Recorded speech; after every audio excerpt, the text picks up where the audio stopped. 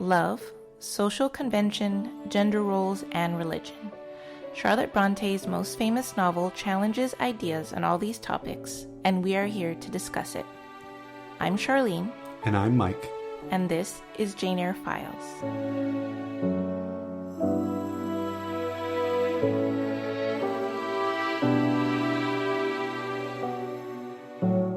Chapter 36, A Dreadful Calamity.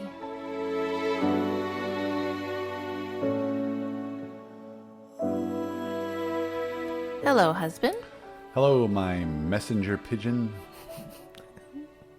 All right, that's a first. I don't think there was anything else in this chapter. No, I kind of okay. reread it a second time, and she makes some reference about being a messenger pigeon. Right, so that's what you had to go for. Yeah. This is a very peculiar chapter because Yep. it feels a little bit transitional, but it also has like some really, really heavy drama in it.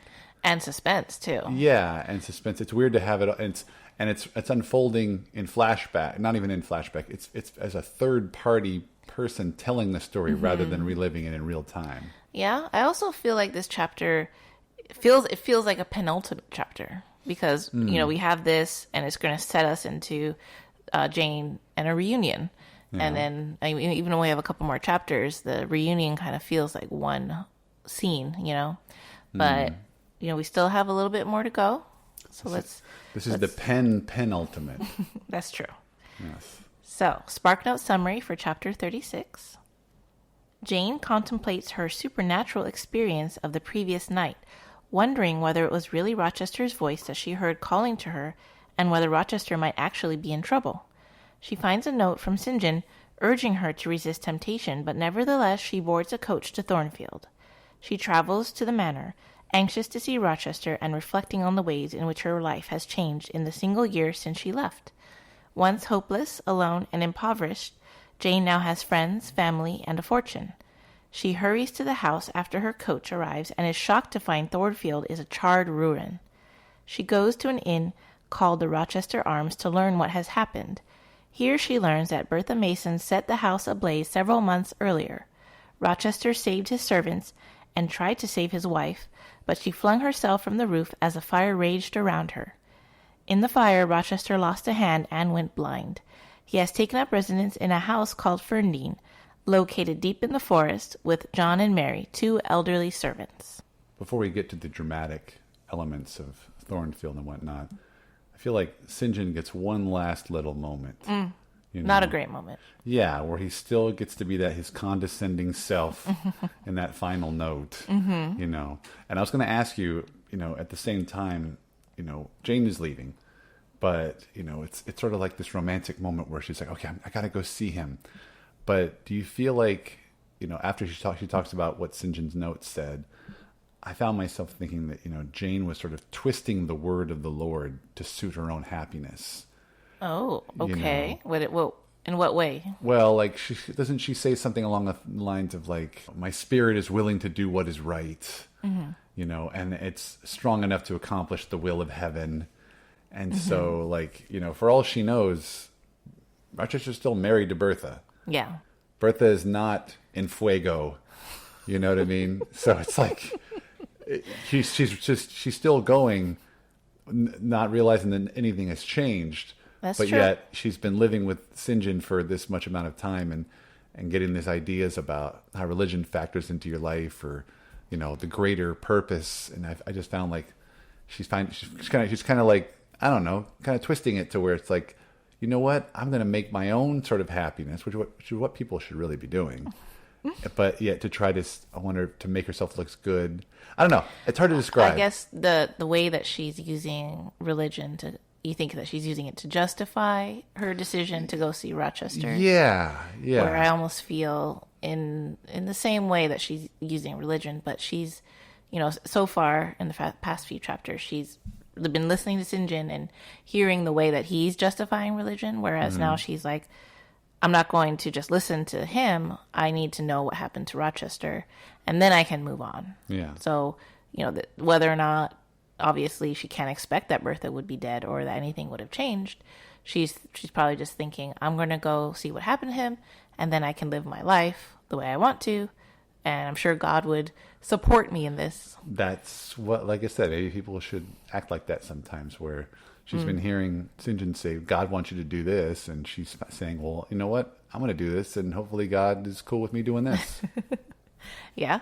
I mean, definitely that's true for a lot of people, but yeah, I don't know if I necessarily think of Jane like trying to manipulate religion to suit her purpose or anything, but I could see that it's sort of a way for her to feel better about herself first, and then she's going to attend to what God might want her to do.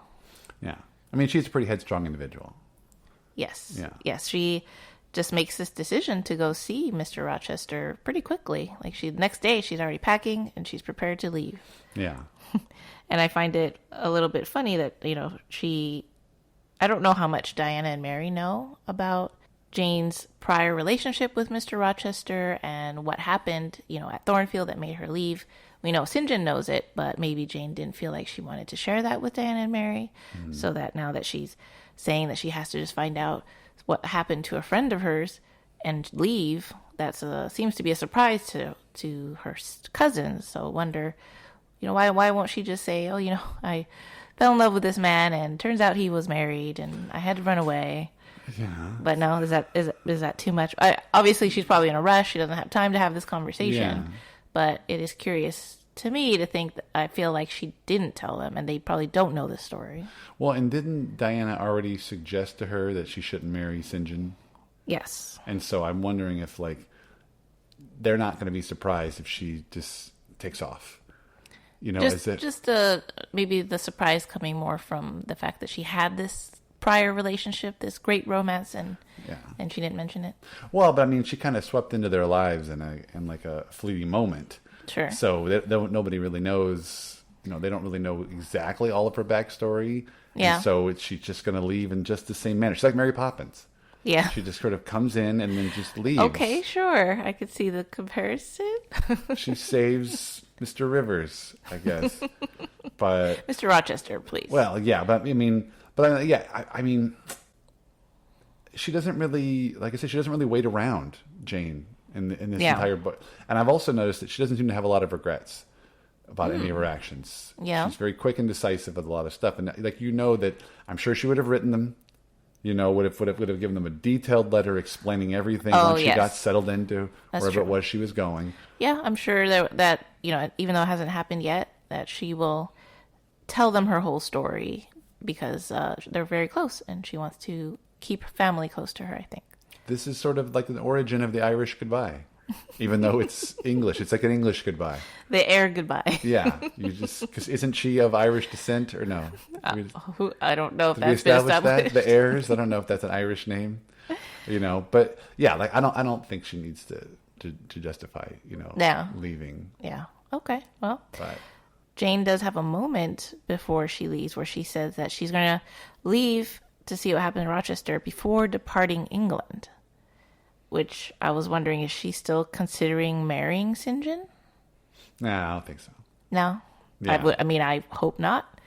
But the fact that she's considering leaving England is kind of interesting to me. I wonder if she feels like she's had it. Yeah. There's a little bit. I mean, she's got money now, right? So yes.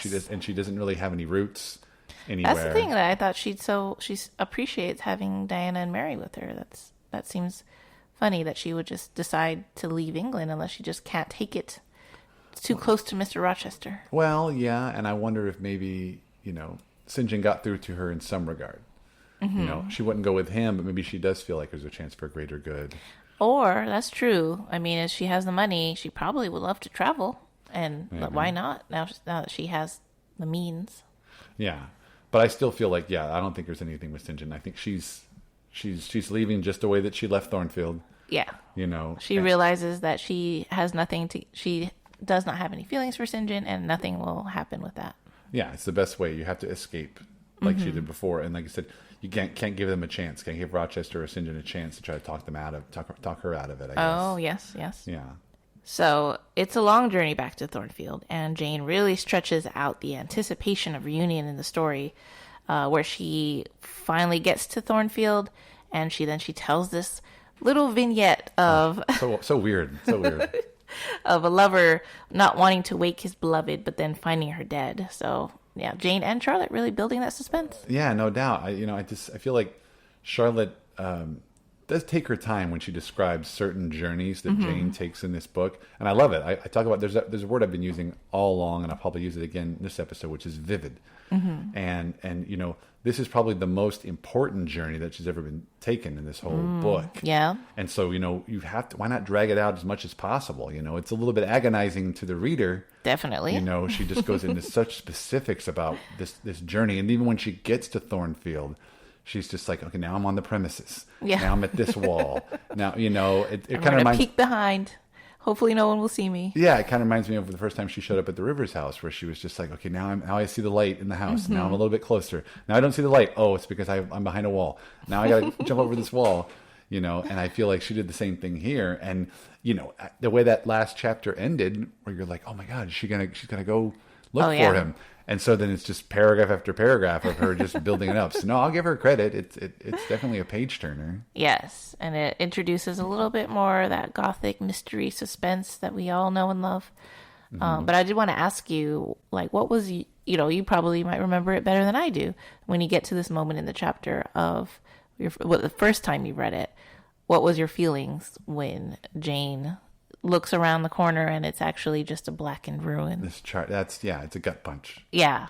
It's a great moment where there is so much anticipation for Rochester's return, and nope, something happened and we got to figure out what happened. Yeah, especially, like I said, because she's been building it up for all these paragraphs and whatnot. Yes. So then we have a long talk with the host of the inn, and I think it's a great part of the chapter. Oh, you know what? I got to stop you there.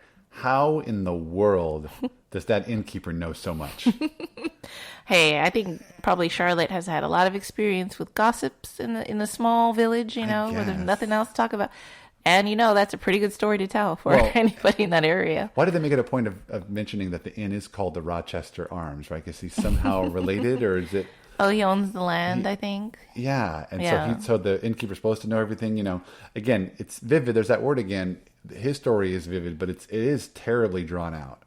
And, it is, yeah. Yeah, and there was one moment in particular that I'm going to chastise Charlotte for. Oh no! In there, and that is when the innkeeper says that he worked for the late Mr. Rochester. And that was mean of Charlotte. I agree. It's just that my first thought was there's this term that I've heard from my friends who follow wrestling, and it's called cheap heat. And I had to look it up because it's not exactly this. There's the same use of the term, but it reminds me of that. And in wrestling terms, you have sort of the good guys and the bad guys in wrestling, right?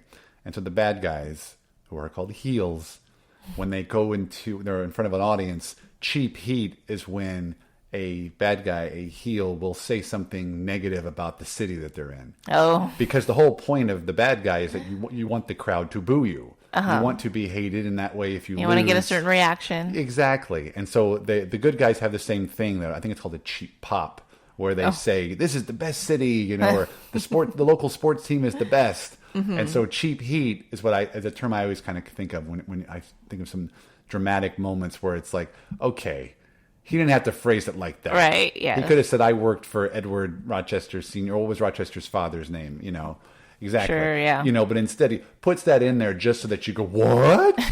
For just a moment. And I'm like, all right, that was cheap. And then he corrects himself right immediately. You're like, okay, why even do that then? It did create a dramatic moment for sure. Do you remember the first time you read that? Because it's resolved so quickly. Yeah. Because it would have been so easy to have him say the late Mr. Rochester, and then have Charlotte or Jane do like a 2-paragraph long inner monologue. Oh, sure. Detailing all these thoughts. To catch her breath, Oh, yes. Control herself. Oh, my God, I have the vapors, But instead it's just like, nope, his dad. She'd pull a Romeo and Juliet and just kill herself.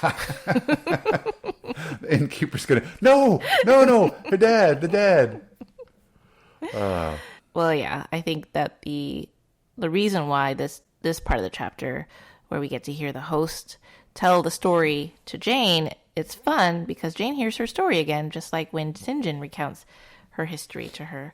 And you can hear a little bit of how the people on the outside see their relationship, which, I didn't really think about. And of course, you think about a master of a house and a landowner marrying some governess, some unknown woman, that you're going to think, that's a little weird. I don't think that's a good decision there, Mr. Rochester.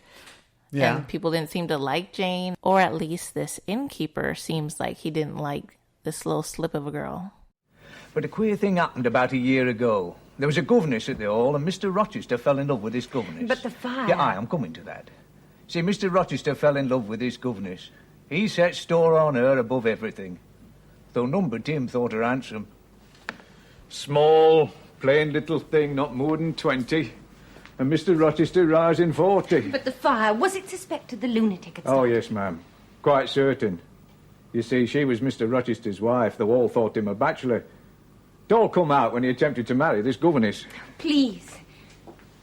I must know what you mean when you say Mr. Rochester's alive. In a way of speaking. Was he hurt in the fire? Was he... Stone blinded, ma'am.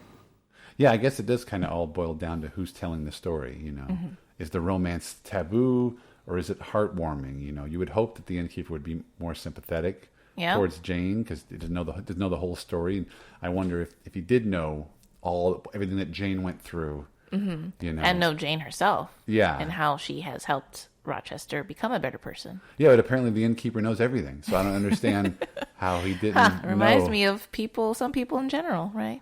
Yeah, making assumptions. I guess, but how he could know every single thing that happened there, but yet not know how crazy they were for each other, and what a nice pair they made, even if they were 20 years apart, and he was also married. Well, and there's this part of the story where the innkeeper kind of describes how Rochester is broken down by Jane leaving him, and I think it's just so romantic. Oh, I thought it was romantically obvious. Oh, where it was just like, oh, okay, Rochester's just so just a torn down person. Like, it was one of those weird elements where it's like, apparently the innkeeper's not. He still has not figured out that he's talking to the woman. Oh, yes. No, right? He has not. And so it's another one of those cheap, dramatic moments where, the third party has to say, oh, man, he really loved that girl. If only that girl was right here, right now for him to be with, and what? Yeah. Oh, if I see her, I'll let her know, and it's like, okay. So there's a couple the late Mr. Rochester, and then this part was a little bit.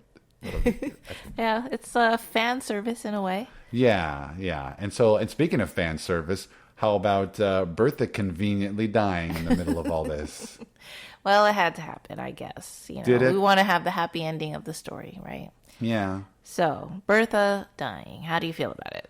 Yeah, I mean, it's sad, but I have a hard time thinking that there might have ever really been a chance at redemption. Like I said, her death is a little bit too convenient for the two central characters. Yes. And it's really sad when you think about that, how she was stricken with this affliction that she had no control over in a way. And it almost makes some of Rochester's complaints about her seem a little unfeeling. We talk about how when we did this little March Madness bracket and Bertha wound up winning, and I was surprised by that because Helen Burns is the best character in the book. And so people were like, oh, people are really sympathetic for Bertha and what she went through. And so, you want to be cheering for Rochester and for him to find love. But then it seems like if Bertha couldn't help this. And then, he goes on to say, like, when he first unveils her to Jane about, this is my wife and I'm stuck like this. And it's like, well, I'm sorry. But then, like I said, we'll talk about it as we go on with this episode, that this is a twist that I was not expecting. You didn't expect that Bertha would die? I didn't expect everything to happen like this. Oh, well, sure.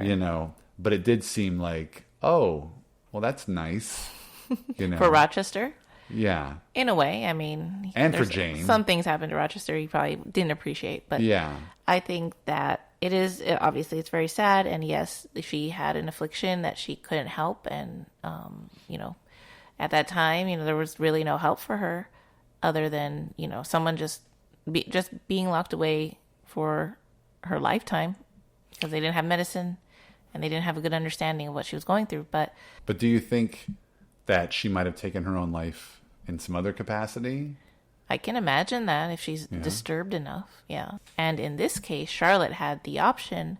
She could have killed Bertha off by maybe just being caught up in the fire, but she had a more poetic and sort of visceral and symbolic death as jumping off the roof of the building. Oh, yeah. Which seems almost very like she's finally free, or, you know, this is finally a decision that she was able to make. You know, there's a lot of ways that, you know, this could work for her character to help us feel better about the fact that she had to die for the happy ending, you know. Look, Ma, top of the world, right? And then the funny thing is how Grace and all of this. Like, yes. She sets the whole thing in motion, right? Didn't say she had a bottle of gin or something? Well, and yeah, she falls asleep at some points. You know, there's that one adaptation of Jane Eyre, the 1996 one with Charlotte Gainsbourg and William Hurt, where Bertha pushes Grace Poole to her death. I don't know if you remember that, where she falls, she dies. So you're just, that's a little harsh. I mean, I guess I don't know if it's a way to show that Grace Poole had to pay for what she did or her negligence, or I guess Bertha, you're showing that she's really very disturbed. Because I've mentioned how much I respect Grace Poole in this book, because she has the hardest job of anyone. And just does it. You know, yeah, I mean, I think she does. She gets paid a little bit better, but still. All right, now we don't have to talk about Grace, but yeah, you're right. Jumping off the roof. Jumping off the roof is that last, like, sort of swan dive. Oh, right, if you will. Yeah, to her exit from the book. Yeah. That's a feature wrap on Bertha Mason.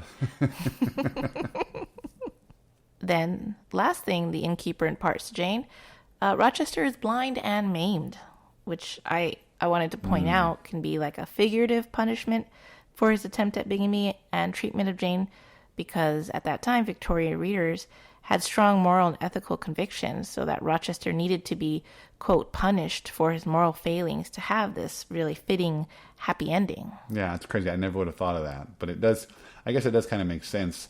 And do you think it allowed more people to feel self-righteous while enjoying this story? You know, if they had any kind of moral objections to where they feel earlier. Like, well, obviously what he did was wrong, and, you know, but he got punished for it, so he's already on his way to being a better man, and we can forgive him.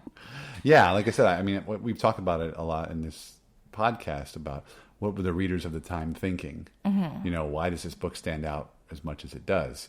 You know, I mentioned how this chapter takes a lot of turns I wasn't expecting, you know, and to have our hero, our Byronic hero, sort of maimed in this way, it's like, oh, okay, this is poor not Miss Rochester. Yeah, like I was expecting. I hate to bring up her name, Jane Austen, but like they ride off into the sunset kind of a thing, right? You know, right. And instead, it's like, no, you have to pay a penance.